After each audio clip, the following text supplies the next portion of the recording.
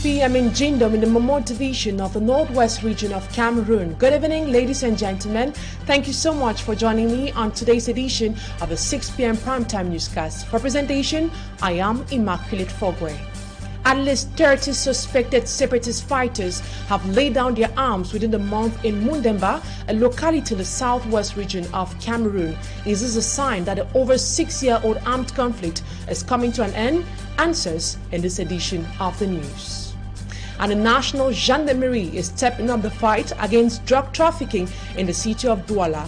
A network of some suspected drug traffickers have been dismantled by security elements. Those are major stories. Stay with us for details and more.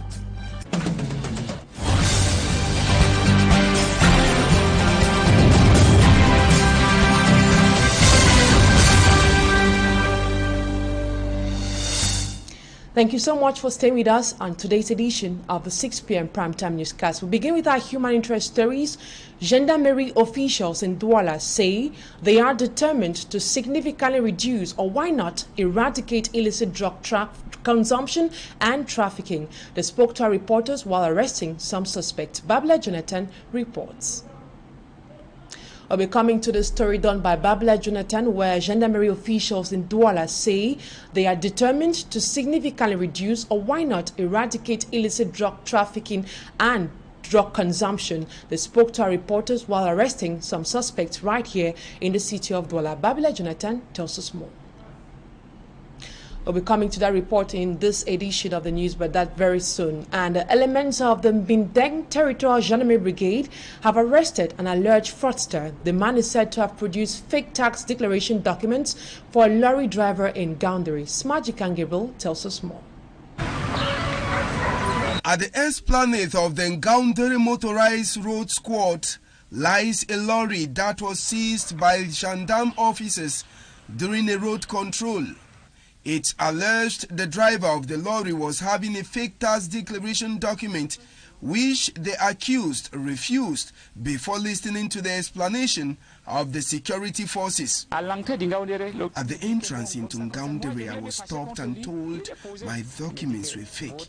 Then I asked how come. I was then given an explanation by the gendarme officer and shown how an original copy looks like. But how did the accused lay hands on these fake tax declaration documents? For declaration, I was asked 10,000 francs CFA, patent 50,000 francs CFA, and to print it out 2,000 francs CFA, which is 62,000 francs CFA in total. I paid the money to a documentation office around us. 2 days after, I didn't have it and had to pressurize him to get it.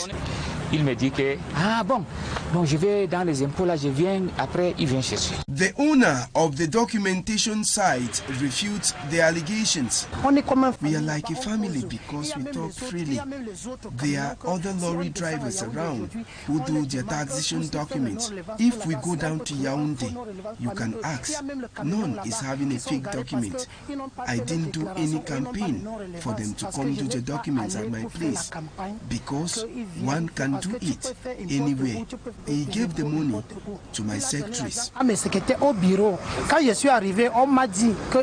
Apart from the suspect who was shown to the public, gendarmes displayed the fake documents and seized desktop alongside the central processing unit used by the accused in making fake documents. While elements of the Gendarmerie Brigade continue with their investigations, the alleged fraudster has been kept behind bars at the Territorial Gendarmerie Brigade of Mbindeng. Smajikan Gabriel reporting down. We come back to this report by Babla Jonathan, where gendarmerie officials in Douala say they are determined to significantly reduce, or why not eradicate, illicit drug consumption and trafficking. They spoke to our reporters while arresting some suspect. Take a listen. Statistics of the National Drugs Control Committee show that 25% of Cameroonians have once consumed drugs. 10% are regular drug consumers, and 60% of drug users are youths between the age of 18 and 25. Drug abuse and trafficking have been on the rise in Cameroon. The National Gendarmerie has been on the heels of the drug consumers and traffickers. Many of them have been arrested by elements of the Douala Gendarmerie group following information on the arrest of a young Cameroonian female student at the airport of New Delhi in India. We carry out many investigations, and at the end of this investigation we caught 8 young persons of 2 nationalities and says 1.6 kilograms of ecstasy named methylene deoxymethamphetamine MDMA, hard drugs. We also says 24 passports and 6 travelers back.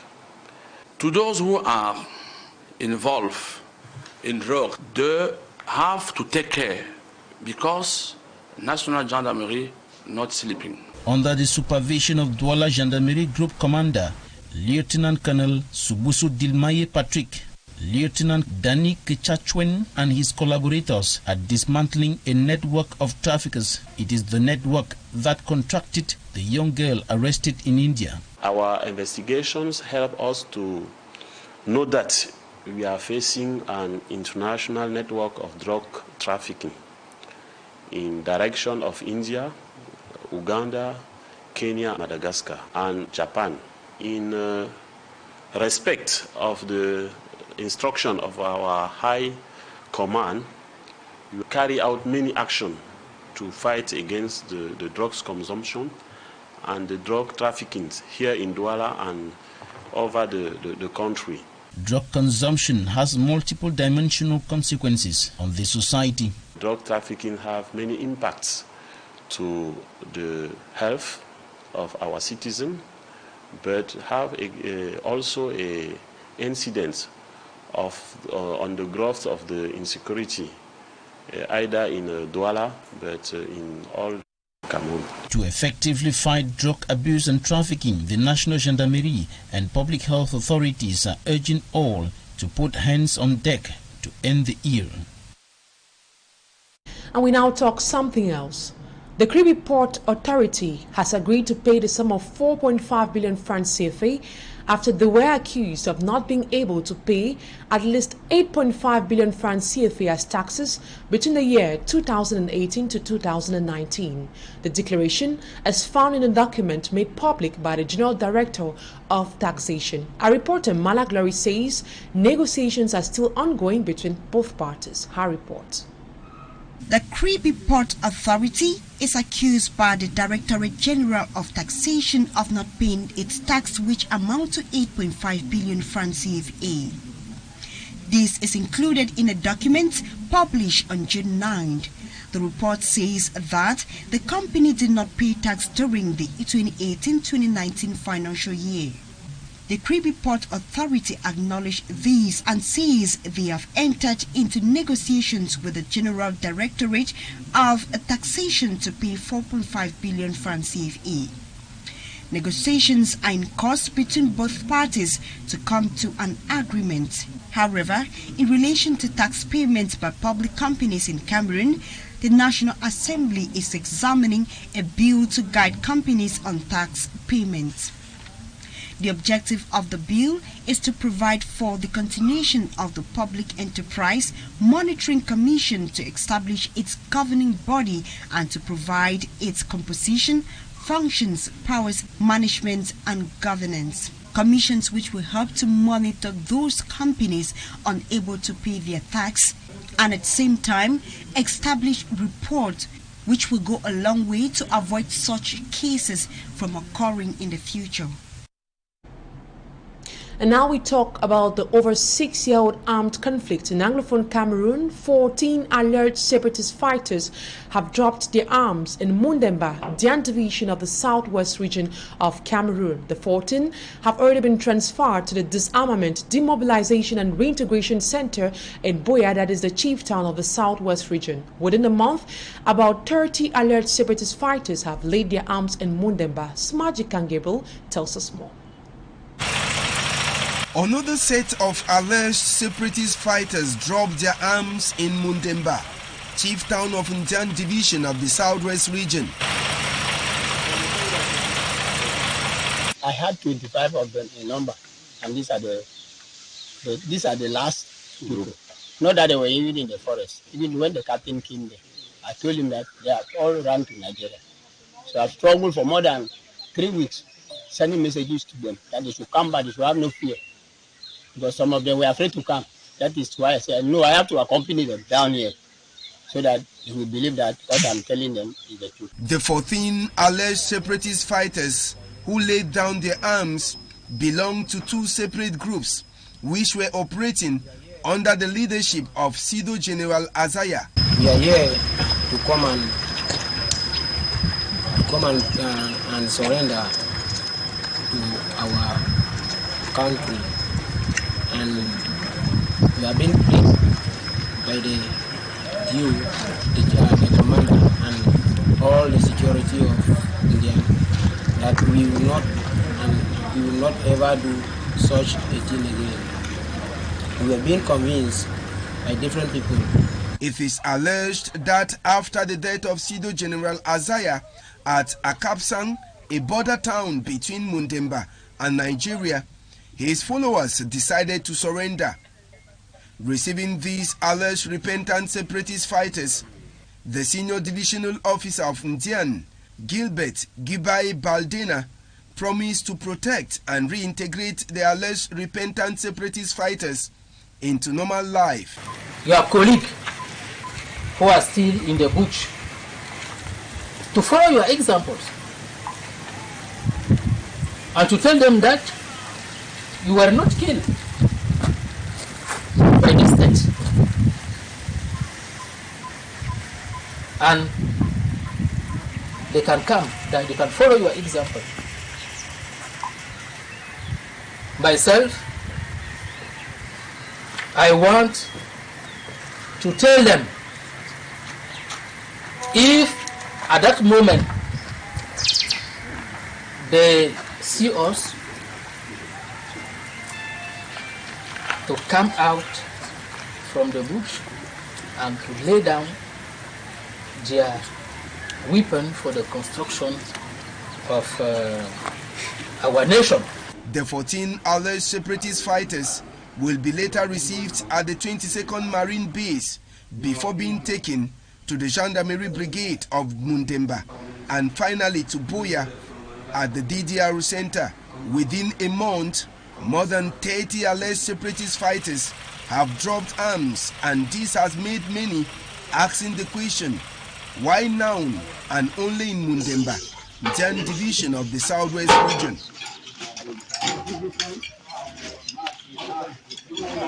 And now to our health page. At a time when adequate health care is far from being a reality in Cameroon, some public health structures are striving to accord maximum health care to Cameroonians. Dr. Nous Esumba, director of the Douala Lakantini Hospital, in an outing today, insists that the Douala Lakantini Hospital is doing all it can to wipe out scandals which usually plague that health facility. Anabila reports. Every pregnant woman must be accompanied into the delivery room by a close relation before and during delivery at the Lakantini Hospital. This is one of the several resolutions arrived at by the Minister for Public Health and implemented at the health facility by the Director, Professor Nous Esumba. It is to ensure that rumors of baby thefts or baby disappearance, like what happened some months back, are avoided at all costs. Chaque fois que les gens vont ailleurs, on ne réussit pas à les soigner. Quand vous êtes à l'article de la mort, on vous dit allez à l'hôpital Lakantini. Patients coming in from the northwest and southwest regions must be taken into consideration when it comes to language barrier. Le ministère de la Santé tient à nous envoyer aussi bien le personnel anglophone que francophone. Talking about humanism, desperate cases present at the hospital should be catered for. Even as the director says, the subvention has reduced and no finances allocated for exigencies. Ceux à qui nous accordons des largesses les plus importantes, c'est ceux qui viennent de cette région. parce que nous compatissons un peu. Being one of the most visited hospitals in Cameroon and usually considered as a death trap, the Lakentini administration is determined to turn the tide when it comes to providing health care to Cameroonians. And now we talk education. The probatoire examinations began today across the national territory. Our reporter Asia Lucy Liengo visited some centers such as Collège Saint-Michel and Government Bilingual High School New Bell in the city of Douala. She tells us that exams began hitch-free, though the centers recorded some absences. Her reports. At the St. Michael College in Douala, about 884 candidates sat in for the probatoire examinations. At exactly 8:00, candidates began writing literature in English. This exam center contains, let's say, 884 candidates, and things are really happening well. We can also underline that there are 15 candidates who are absent. Some of them came without their ID card, but we allowed them to write, and we have been checking information. The candidates concentrated on their scripts, saying they hope to succeed as their first papers were promising. When I arrived in the morning, I prayed to God, hoping everything goes well. The first papers were good. The system this year is great. No, it was just there. Good, we are waiting for results. Though some students fell sick, the school immediately took measures to ensure they continue their exams. A candidate had a problem. He fell sick, fever. Thank God that there is an hospital around in the center. So we took care of him and everything is well. So he is writing. While at Government Bilingual High School New Bell, examinations started hitch-free with over 641 students present and 17 absent. The school administrators and invigilators were at various classrooms ensuring that students conform to exam rules. C'est-à-dire que à partir de l'accueil depuis 6h30 ce matin. From the time we received the students, they were checked and directed to their various halls. We are writing the third paper. Ils sont assis et les épreuves, nous en sommes à la troisième épreuve de la journée. The probatoire examination started this day with literature in English, French language, history across the country. And now to the sad page. Cameroon has lost one of its finest scholar, playwright and poet. John Kengang-Song Kemgong, the prolific writer, joined his ancestors last night at the Yaoundé Central Hospital. Until his demise, Professor John Kengang-Song was a dean of the Faculty of Arts at the University of Buea. The author of the celebrated piece of literature across the Mongolo was a native of Lewo village in the Bialem, southwest region of Cameroon. He was often referred to as a radical visionary of Anglophone Cameroon and an ardent upholder of innovative creativity and crusader for the truth, as it was demonstrated in his novels, poetry, and short stories. His death has been described as the fall of a kingpin in the Cameroon Anglophone literature family. May his soul rest in perfect peace. And now we talk sports. Rigobert's song says he was impressed with the performance of his boys in their 2-2 draw against Mexico early Sunday morning in San Diego. The Indomitable Lions on 2 occasions took the lead but were caught up by their opponents at each time. Smagic and Gabriel watched that encounter and comes back with the review. The Indomitable Lions recorded a 3rd consecutive draw as they couldn't get a victory over Mexico in an international friendly encounter at the Snapdragon Stadium in San Diego, USA. The match that was watched by many supporters, particularly from the side of Mexico, saw El Tricolor's domination over the Indomitable Lions. But at the 37th minute of play,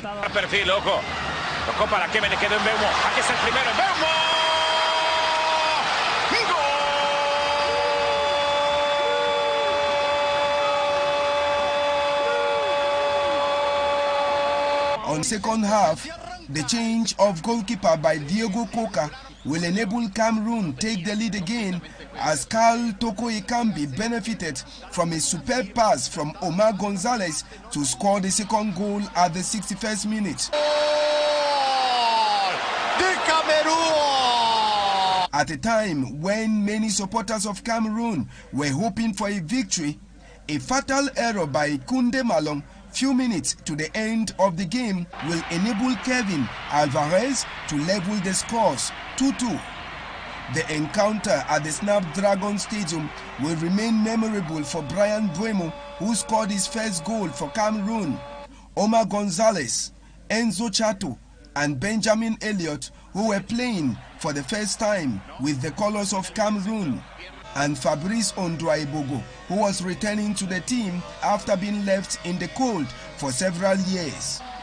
The draw against Mexico was Rigobert Song's fifth draw in 13 matches as head coach of the Indomitable Lions, which has seen the former skipper of the Lions recording 3 wins and 5 defeats. The next hurdle for Cameroon's Indomitable Lions is Burundi in the qualifiers of the Africa Cup of Nations. That's it for the first part of the news. Talking Point is up next.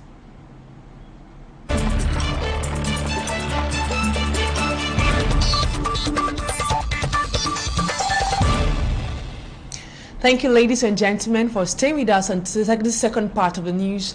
Today on Talking Point, we'll be discussing on how life looks like in DDR centers and what has become of some ex-separatist fighters who lay down their arms.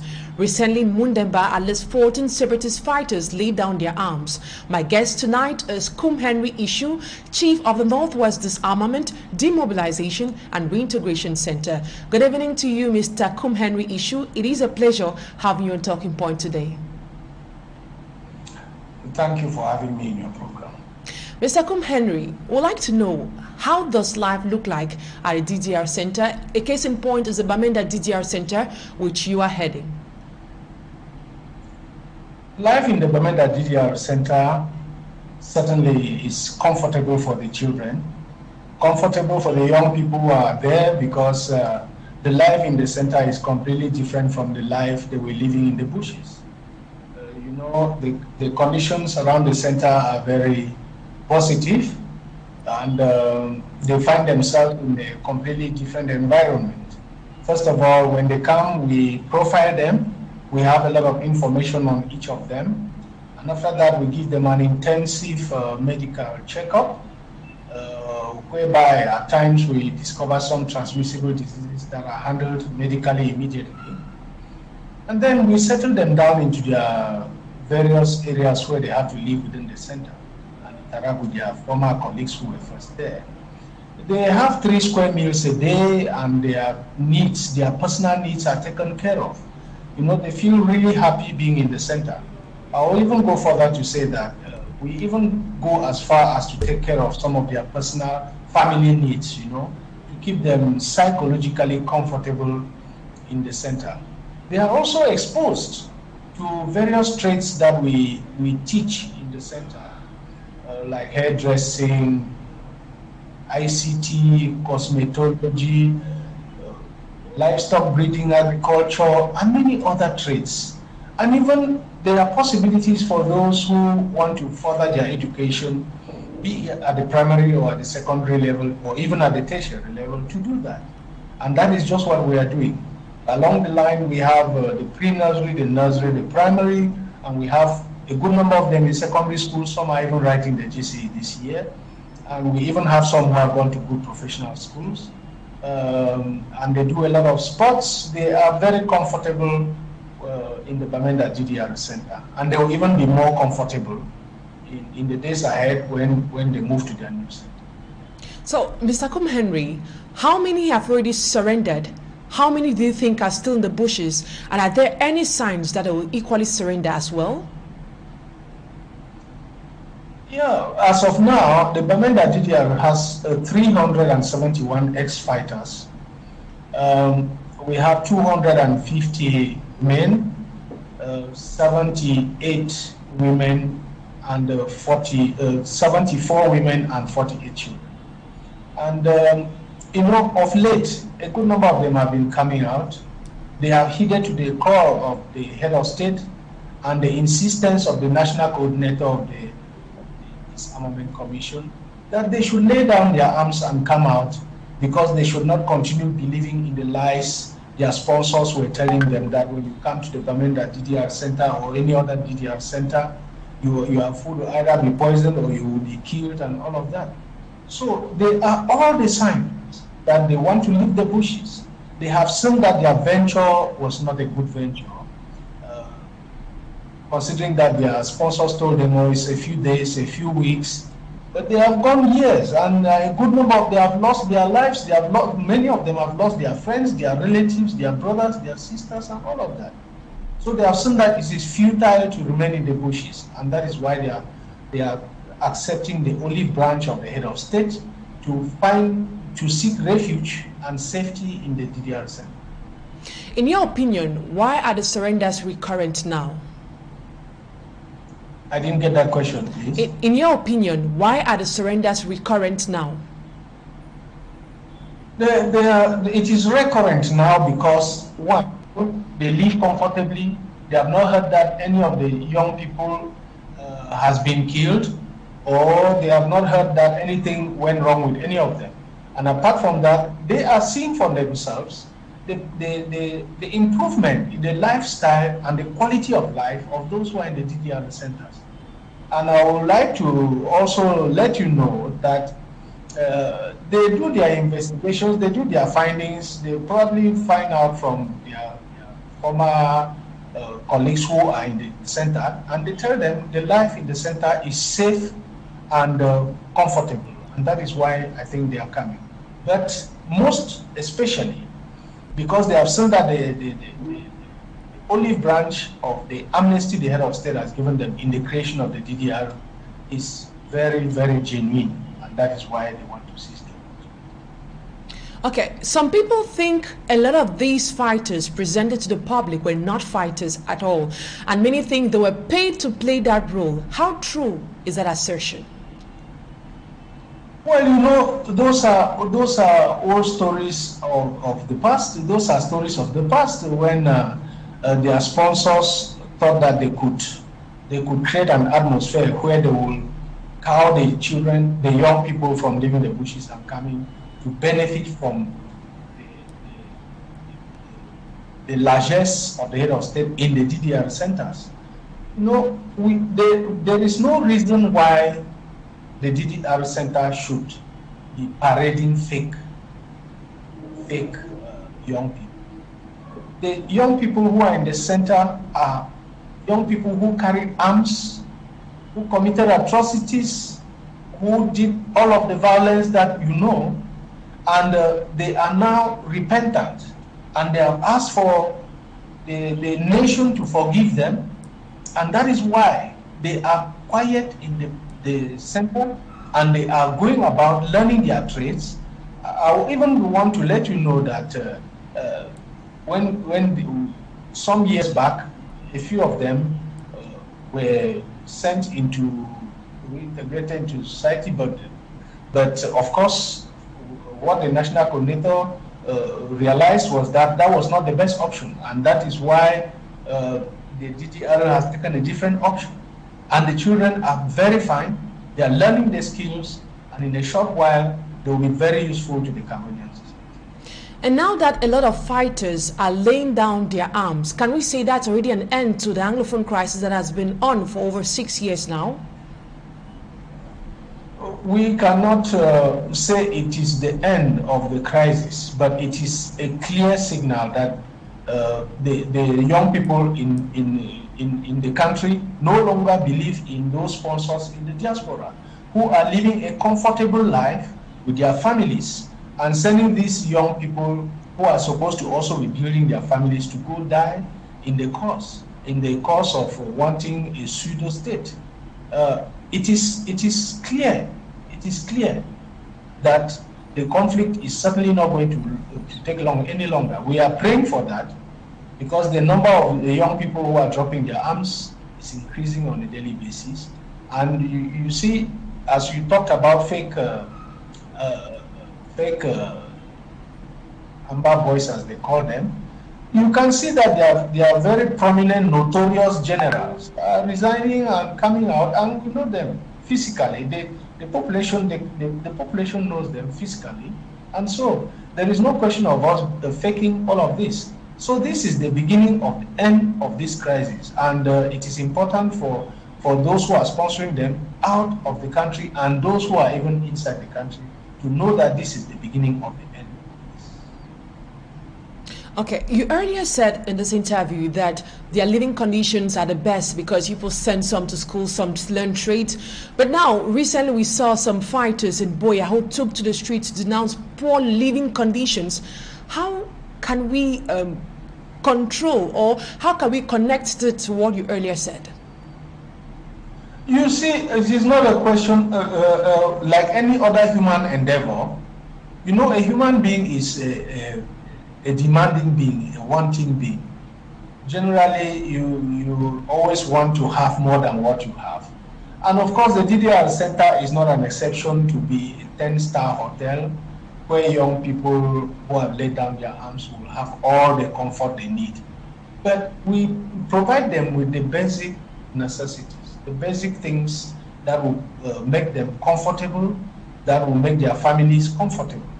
And so if some of them at some point, some years back, because I call it history, some years back protested against the living conditions, it was because they thought that they needed to live better than what they were living. But unfortunately, they have come to realize that you need just the basics, you need to live comfortably, you need to live in safety, you even have to first of all start giving thanks first to the head of state and all the authorities, the national coordinator of the DDR, who have been able to create a space where they have a safe corridor to live comfortably and come back to normal life. Don't you think maybe it's the idea or the ideology people give them that forced them to get into the centers and now they start regretting at some point? I didn't get that question, please. Don't you think the ideologies given by you people of the centers to these fighters that made them take the decision to join the center, and later on they might have seen that it's not what they were promised? Is that not the reason why they must have resorted to protesting? Yes, when you, well, maybe I should personalize it. You know, at your job site, I'm not sure that you have all the conditions you need to do very good your job as comfortably as you would have wanted. As I said, all human endeavors are prone to improvement. And of course, the young people, some may want to live better than they are living, but it is not given to them to choose how better they have to live. It is within the means. They have to live within the means that the DDR can provide for them. And I think that we are providing the best conditions for those young people. And some of them, once in a while, they even go out to confess, to say, but Daddy, we are really lucky, and we thank God that we are present in the center. Else, maybe some of us would have been corpses, or we might have lost some limbs and all of that, or our families might have suffered. So I think that it is a normal thing for any human being somewhere to indicate that maybe my condition is not good. But the DDR is not an exception. Any other human endeavor goes through that process. What has become of a lot of fighters? Are there any success stories at the moment? Yes, as I said, we have a number of success stories. We have young people who pass the GCE ordinary level and advanced level at the Bamenda DDR Center. We have young people who have even passed highly competitive professional exams to go to professional schools from the Bamenda DDR Center. We have a good number of them who have improved on their skills, and there are even some of them who are virtually actually working like staff of the DDR centers because the Bamenda DDR Center, because they have improved on their, not only their psyche, but they have improved on their skills like driving, and livestock breeding and all of that. So we have a good number of successes. And it is important for the young people who are still out there, or for those who encourage these young people to leave the bushes and run to other towns, to come through the DDR process, because it is only through the DDR process that a young man who has carried arms against the state can benefit from the presidential amnesty. Any young person who leaves the bushes and goes to other towns is not only exporting criminality, but is still a criminal. Unless you pass through the DDR process, can you be considered as having repented, as having developed some remorse for the violence that you committed while in the bushes. So it's a word of encouragement, not only to the young people, but also to all of us, to the public at large, that anybody who encourages a young man to leave the bushes should encourage the young person to come to the DDR center and benefit from the presidential amnesty and also be rehabilitated. You know, I will seize this opportunity to insist on the fact that when people talk of reintegration, reintegrating these young people, reintegration starts first from the brain. Because while in the bushes, they were singing a different anthem, they had a different lifestyle. They have to come back to normal life. And coming back to normal life means that there has to be a transformation. And that is why we lay a lot of emphasis on the psychosocial and psycho-spiritual counseling of these young people. And then they become good citizens. That is why we insist on citizenship classes. They learn a lot of things on citizenship to become real citizens again, instead of thinking of the fact that they have to probably operate in a pseudo country that we still yet have to discover. I guess our viewers would like to know, for how long is an ex-separatist fighter supposed to stay at the DDR center? And after that moment, are they just sent back to their families just like that, or something is made for them, a job is given to them? What happens to them after that? My dear, I want to take you back to I think I should just make this lay this foundation on what the DDR and what the young people there are supposed to do. First, you should take into consideration the fact that the Cameroon DDR Center created, in fact, the DDR created by the head of state in this country is unique because it is created when the conflict is still ongoing. And as this conflict is ongoing, you expect the process, the DDR process, to take its due course. It is not possible that you be able to take young people that you want to reintegrate them when their brothers and former colleagues are still carrying arms out there, and you send them back to them to harm's way. So I want to say that the DDR is a process, and it has to start first from the brains. We have to first de-radicalize these young people, bring them back to normal citizens, then train them in these skills for them to become useful to the community. And that is just what the DDR Center and all the other centers. It is alleged that the ex-fighters are actively involved in fighting their former mates. We have seen them confirm this on social media. Is this true? If it does it mean you are rearming the people you disarmed? When you use the word fighting their former colleagues, I don't think the word fighting is the right word to use.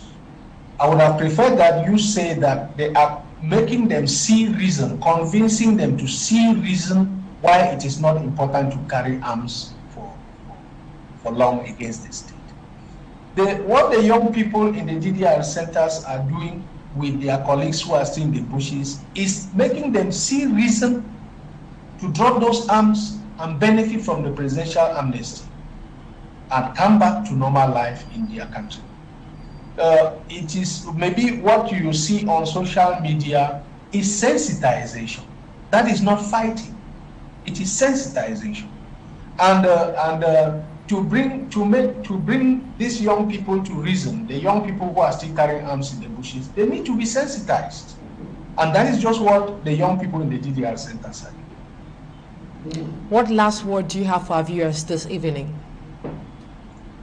No, I will appeal to all Northwesterners or other Cameroonians of goodwill who are in contact with some of these young people who are still carrying arms in the bushes to drop them. Convince them to drop those arms because their venture is a failure. Their venture cannot go further than this, and that they should be able to pass through the DDR centers so that the DDR centers will be able to bring them back to normal life, give them the necessary skills, the necessary means for them to be able to contribute to the economic growth of their nation. Kum Henry, Director of the Bamenda DDR Center. Thank you so much for your time. Thank you, ladies and gentlemen. That's it for this edition of Talking Point. Have a lovely evening and stay in the company of more interesting programs on Equinoxe Television. So long.